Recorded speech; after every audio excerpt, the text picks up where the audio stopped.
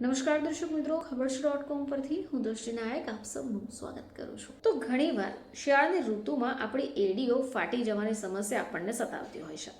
જોકે ઘણા બધા લોકો ઠંડીની ઋતુ હોય કે ગરમીની, તેમની એડીઓમાં હંમેશા લાઈન દેખાતી જ હોય છે. હવે આજે આપણે જાણીશું કે આપણા પગમાં જોવાવાળી આ જે એડીઓની સૂજન છે અથવા એમાંથી જે લોહી નીકળતું હોય એ દુખાવો આટલો વધતો કઈ રીતે હોય. હવે આ બધું શેના માટે થતું હશે? તો તમને જાણી નવાઈ લાગશે કે જો શરીરમાં તમારી આ વિટામિનની ઉણપ હશે તો પણ તમને આ સમસ્યા સતાવશે. તો આપણા પગની જે ત્વચા છે એ શરીરના બાકી હિસ્સાઓની તુલના કરીએ તો એ થોડી મોટી હોય છે, પરંતુ એડીનો જે નીચેના ભાગનો સમય છે એ તમે જો વધારે ઊભા રહો છો અથવા તમારું વજન વધી રહ્યું છે તો એની પર દબાવ પડશે. હવે જો આ વિસ્તારની ત્વચા ડ્રાય છે, પાણીની ઉણપ છે અથવા તો નેચરલ ઓઇલ ઓછું બની રહ્યું છે તો શું થશે કે ત્વચા કડક થઈ જશે અને ફાટવાની શરૂ થઈ જાય. હવે આનાથી શું થશે કે આપણા પગની જે ત્વચા છે એ વધારે અથવા ઓછી ડ્રાય થઈ જવી. વધારે વખત સુધી જો તમે ઊભા રહેવાની આદત ધરાવતા હોય, ઝાગદારવાળો સાબુ યુઝ કરતા હોય અથવા તો ઋતુ બદલવાને કારણે પણ હોઈ શકે, હોર્મોન્સ બદલાવ હોઈ શકે, અથવા તો થાઇરોઇડ, સોરાયસિસ, ડાયાબિટીસ જેવી સમસ્યાને કારણે પણ આપણી જે એડી છે એ ફાટવાની સમસ્યા થતી હોય છે. જો કે આ ત્વચા અને આપણા શરીર સંબંધિતને પણ હોઈ શકે. તો આપણી એડીઓને વધારે ફાટવું એ ઘણીવાર શિયાળાની શરદી અથવા તો સૂકી ઋતુ હોય તો એને કારણે પણ નથી હોતું.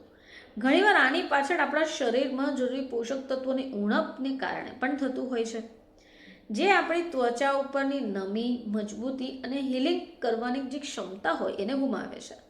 તો વાત કરીએ આપણે વિટામિન ઈ વિશે. તો વિટામિન ઈ ત્વચા માટે ખૂબ જરૂરી છે. એ ત્વચા માટે એક નેચરલ શિલ્ડની જેમ કામ કરે છે. ત્વચાની કોશિકાઓમાં એક નમી બનાવી રાખે છે, જેનાથી આપણી ત્વચા સોફ્ટ રહે છે, ફ્લેક્સિબલ બને છે. પરંતુ જો શરીરમાં આની ઉણપ સર્જાઈ જાય તો ત્વચા જે છે એ બેજાન બની જાય છે. હવે આને કારણે આપણા પગની જે એડીઓ છે ત્યાં ત્વચા સૌથી વધારે જાડી હોય છે અને રગડવાવાળી હોય છે, જે કારણે એ વધારે જલ્દીથી ફાટવાની શરૂ થશે. હવે વાત કરીએ વિટામિન સીની. તો વિટામિન સીને ત્વચાનું રિપેર માસ્ટર કહેવામાં આવે છે. જો ત્વચા સ્ટ્રોંગ અને સ્મૂથ રાખવામાં તમારી મદદ કરે છે. હવે જો શરીરમાં વિટામિન સીની ઉણપ થઈ જાય તો નવી કોશિકાઓ જે છે એ નથી બનતી અને તમારી જે એડિયા ફાટી ગઈ છે એમાં રૂજ આવવાને બદલે એ વધારે ફાટવા લાગશે અને દર્દ આપશે. હવે વાત કરીએ વિટામિન બી વિશે. તો વિટામિન B3 ત્વચાની જે જાડાપણું અથવા ગુણવત્તાપણું બનાવવા માટે જરૂરી હોય છે. હવે જો શરીરમાં વિટામિન બીની ઉણપ થાય તો તમારી ત્વચા પાતળી થઈ જાય, નાજુક થઈ જાય અને સરળતાથી ફાટવાની શરૂ થઈ જાય છે. હવે એ સિવાય ઝીંક અને ઓમેગા 3. તો ઝીંક શરીરની અંદર જો કોઈ ઘા પડી જાય તો એને ભરવામાં અને નવી ત્વચા બનાવવાની પ્રક્રિયાને તેજ કરે છે. જો શરીરમાં ઝીંક ઓછું થઈ જાય તો તમારી એડિયા જલ્દીથી ફાટશે અને જલ્દીથી એમાં રૂજ પણ નહીં આવે અને ઘણીવાર તમારું ચાલવાનું પણ મુશ્કેલી બની જતી હોય છે.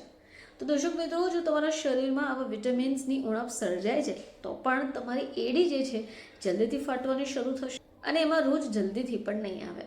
ફરીથી આપ સમક્ષ હાજર થઈશું. ત્યાં સુધી જોતા રહેજો ખબર છે .com.